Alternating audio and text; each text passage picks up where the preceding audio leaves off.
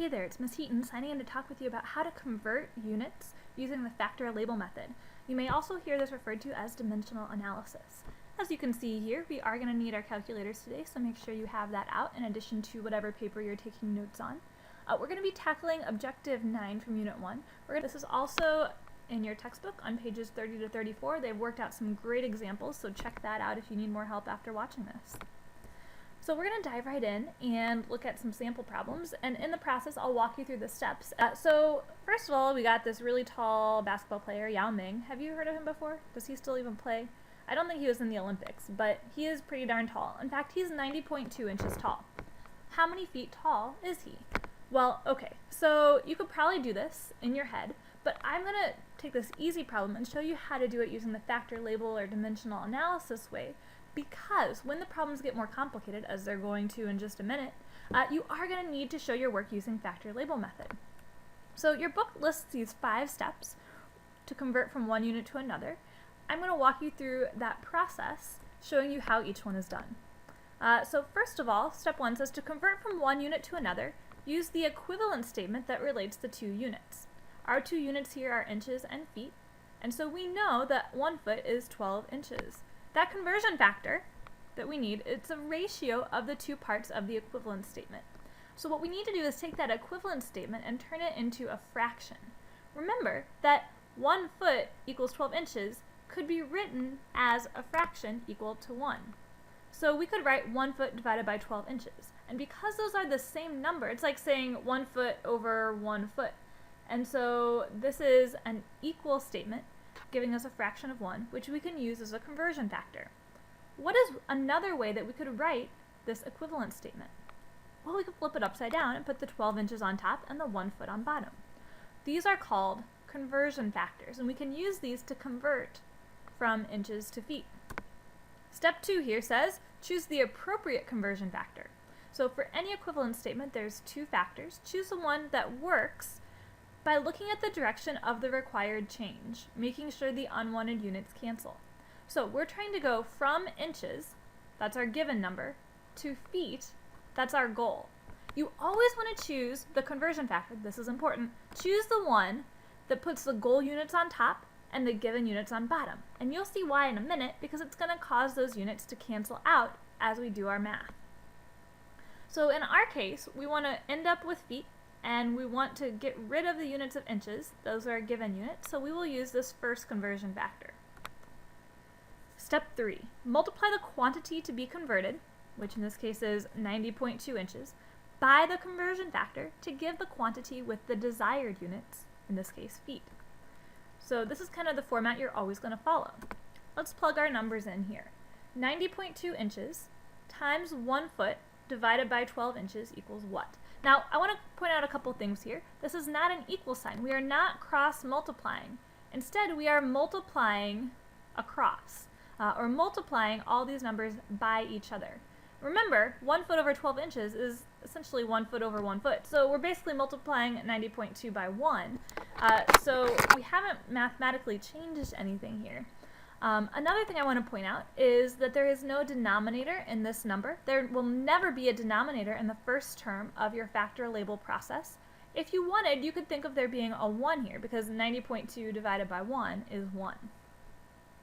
Now what we want to notice is that we have something in common in the numerator and the denominator. Remember how in math, if you have an A on top and an A on bottom, those will cancel as long as everything's being multiplied instead of being added? If you have A on top and A on bottom, they'll cancel. So if you have inches on top and inches on bottom, those will cancel out. And that's good, because we don't want to have inches in our goal answer. We want to have only feet. So the only units that are left now are units of feet, which means we can now just multiply it out and get the quantity that we want. So into our calculators, 90.2 times 1, oops, that's not the times sign, times 1 divided by 12. And we'll get 7.51666666. And we'll include units of feet. Guys, units are so important in chemistry. If you leave those units off of any step, you're going to get points taken off because it's so important that they're included. So now on to step 4. we want to check to make sure we have the correct number of significant figures. Remember, any measured quantity, like inches here, is going to be determined by whatever you measured it with. And so the precision there has to match the precision of our new calculated value. So remember that conversion factors have infinite sig figs, so they don't determine your final answer's sig figs. Instead, you look at what you're given. Here, 90.2 has 3 sig figs, so our final answer should have 3 sig figs as well. So the 7, the 5, and the 1 get to stay. Everything after that has to go. But because there's a 6 after the 1, we have to round the 1 up to a 2. So 7.52 feet would be our answer. Step 5 says, check to make sure your answer makes sense. Does it make sense that Yao Ming is 7.52 feet? Well, yeah, he's pretty darn tall. I mean, he's like double the height of this short dude here. So yeah, reasonable answer. Folks, that's factor label. Let's try another one. Okay, now Yao Ming, if we measured him in centimeters, would be 230 centimeters tall. What is his height in kilometers? Now, let's think for a second before we start. Are we going to get a really big or a really small answer? Well, 230 centimeters isn't a whole lot, and we know that a centimeter is smaller than a meter, so in meters he's going to be a smaller number, and in kilometers he'll be an even smaller height. So again, we're going to start the same way we did last time. Identify what you're given and what you're trying to end up with, your goal, and then choose the equivalence statement that relates those. Now wait a second, do we know how centimeters and kilometers are directly related?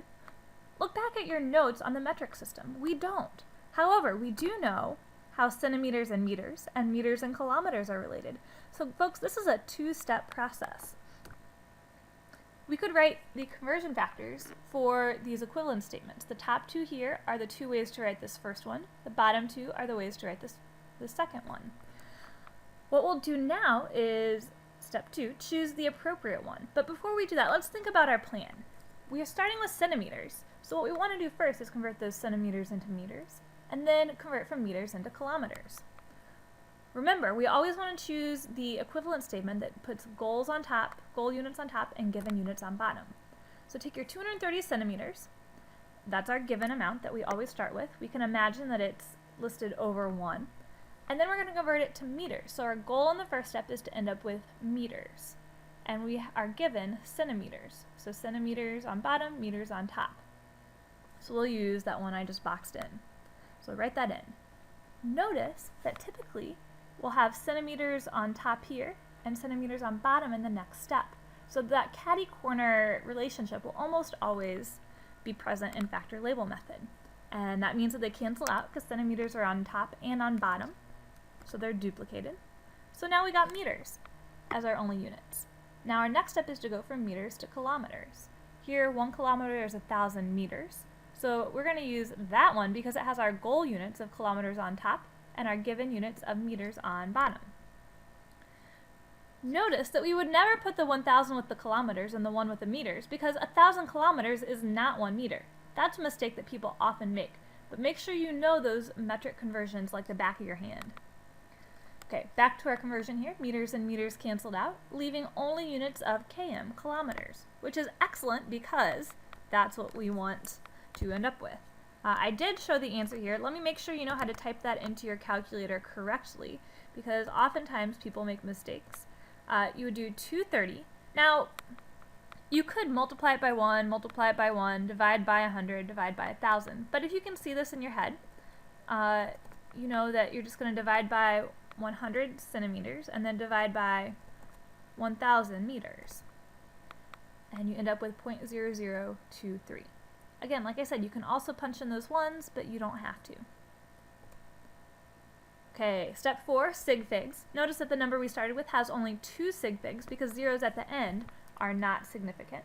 So our answer should have 2 sig figs, which it does. Remember, zeros at the beginning are not significant. Is our answer reasonable? Well, yeah, it's a pretty small number. And if you only have 230 centimeters, it should be a really small number of kilometers. Okay, folks, let me tell you some final steps here until I give you one problem to try on your own. Make sure when you do these problems that you are using the factor label method. You may be able to do this in another way right now, but factor label is very important to the calculations we'll be doing from this point forward. Secondly, make sure you label units in every step of your work. It may seem tedious now, but it is important for later. And last but not least, circle your final answer and include units and sig figs in your answer. So, based on that, try this one on your own. If a rock weighs 230 centigrams, by the way, that rock picture there probably weighs a little bit more than that, how many milligrams will it weigh? Okay, bring that to class. We'll see how you did. Ms. Heaton, signing out.